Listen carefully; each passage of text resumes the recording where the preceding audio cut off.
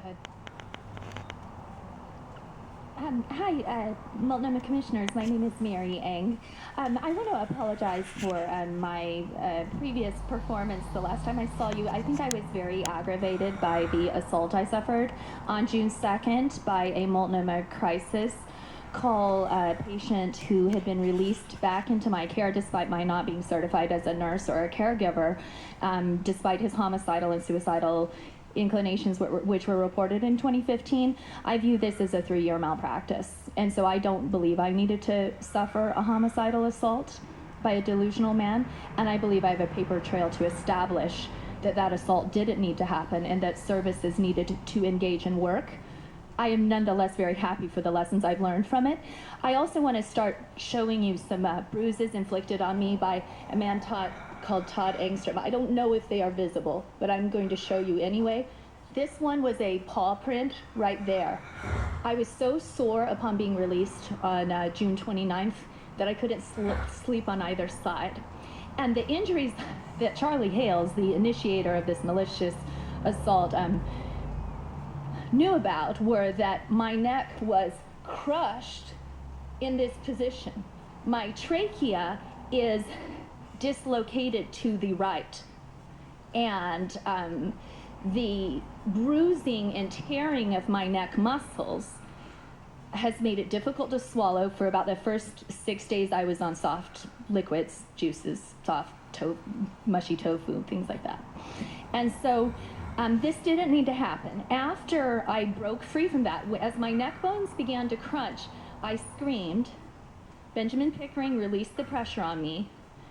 I was able to run towards a window. Then he would not let me escape. He then put his strong arm of his very strong lumberjack arms around this part of my body.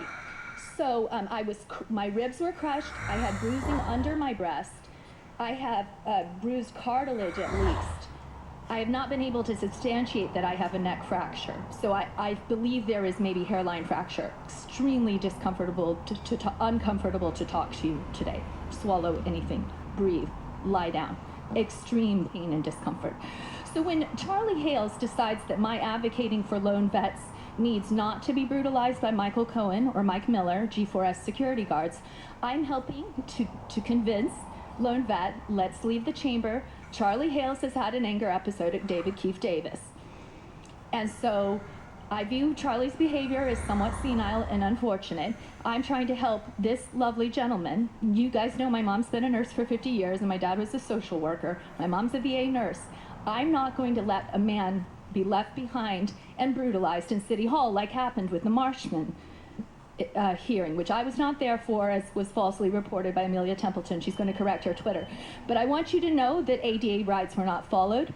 I was brutalized by Engstrom. I had pain compliance, wrist crushing. I was ripped. I was bruised.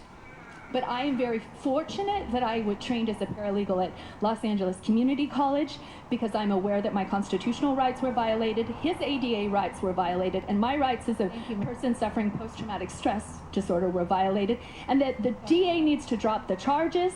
Multnomah County, you need to get, you guys, Ms. Smith, Ms. Kafuri, please get on the phone and make the DA drop the charges. My mom has Parkinson's. I am her caregiver. Mary. I can't afford to be a scapegoat for the O'Day shooting or the Marshman choking. And I am a choking survivor. I was choked by my rapist in 2002. I was Mary, severely I'm sorry about your injuries. You are. Well, what are you going to do about it? Do you Your think time- you're going to let Charlie Hales relentlessly prosecute me to death? Your time is up. But what are you going to do? Thank you for What are coming you today. You can't do anything. Thank you for coming. Do you have power to help me? There are other people who are waiting to testify, including our friend. Will you help me? Joe Walsh, you're up.